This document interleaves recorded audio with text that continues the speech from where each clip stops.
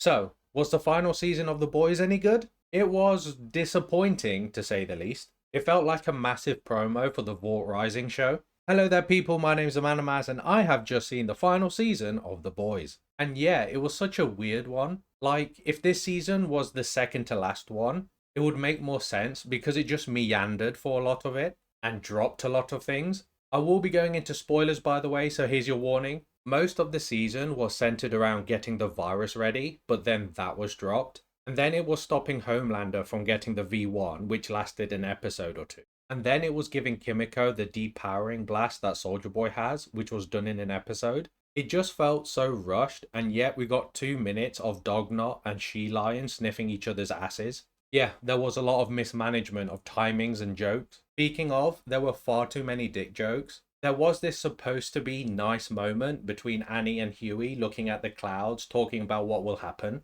But she kept on going on about certain clouds looking like dicks or sucking dicks. It just ruined the moment, in my opinion. And some of the funnier moments weren't sex related, like Huey doing an impression of Butcher, and the Deep screaming no when Annie said to him to take some responsibility for once.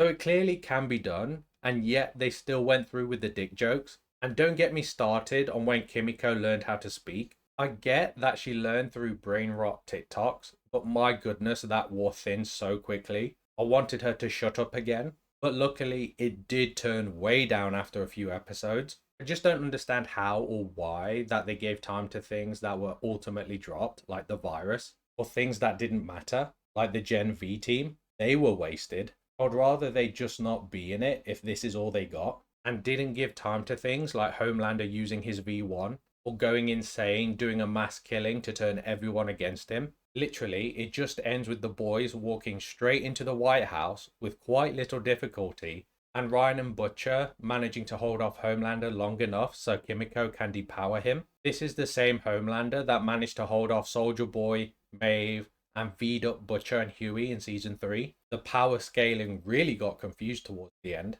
And I think the showrunner said that Homelander was going to do something terrible this season. And apart from his usual killing, it wasn't particularly that bad. Like, was the budget cut or something last minute? The posters had Homelander in space with nukes going off in America, and yet none of it happened. I almost feel catfished in a way. So yeah, I'm sure that you can gather from what I've said so far that I haven't particularly enjoyed this season that much, even though it started so well when the boys were in the freedom camps. There was some good this season. The performances were great. Everyone played their parts so well, particularly Antony Starr. He was just amazing as Homelander. He just makes everyone feel intimidated around him. And as soon as he gets depowered, he plays a pathetic coward like it was two different people. Genuinely, he needs more flowers, and I hope he gets a massive movie role soon. Karl Urban is great. I do find it funny that he's also shitting on the final season, but none of it is his fault, and I will miss him and his accent, like his oi or Yui, or calling people a cunt in general. Though I don't like how he turned bad. I expected it because it happened in the comics, but not like this.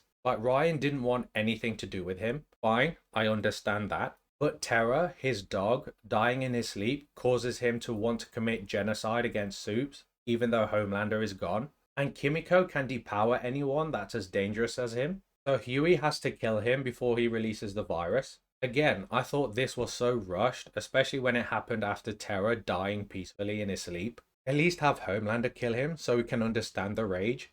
But no, it was like a flip of a switch. I do, however, like the idea that he took his finger off the trigger, but Huey shot him before he could come to his senses, but says he was going to do it anyway, so Huey doesn't live with the guilt of killing Butcher by accident. Soldier Boy again was a standout, though his writing took a bit of a dive. Jensen Ackles was very charismatic and the character was cool, but the writers gaslit us into thinking he loved Stormfront from the beginning, even though in season 3 it was clearly Crimson Countess. It even spawned off a joke that it's what Clara would have wanted. Yeah, he said that, and it sounded ridiculous. It's the boys' version of I don't want it from Game of Thrones. Huey, Annie, and the rest of the boys were still great despite the drop in writing. The cast were the best thing in a bad season. Well, a disappointing season. Overall, it didn't really stick the landing. Like, the endings made sense, but they just rushed there when they didn't need to. And to be honest, I will probably not be hyped for Vought Rising. I just hate when a show uses its final season to promote a spin-off instead of just focusing on the finale. So I don't really recommend that you check it out if you haven't seen The Boys at all. If you're caught up, then just check it out to finish it really. If I had to give it a rating, it would be a 5 out of 10. It started off well, but it's how you leave them. It is just a massive step down from the previous seasons, and as a finale, just a letdown. Anyway, if you like my review, please leave a like and subscribe, that would greatly be appreciated, and I shall see you next time, and peace.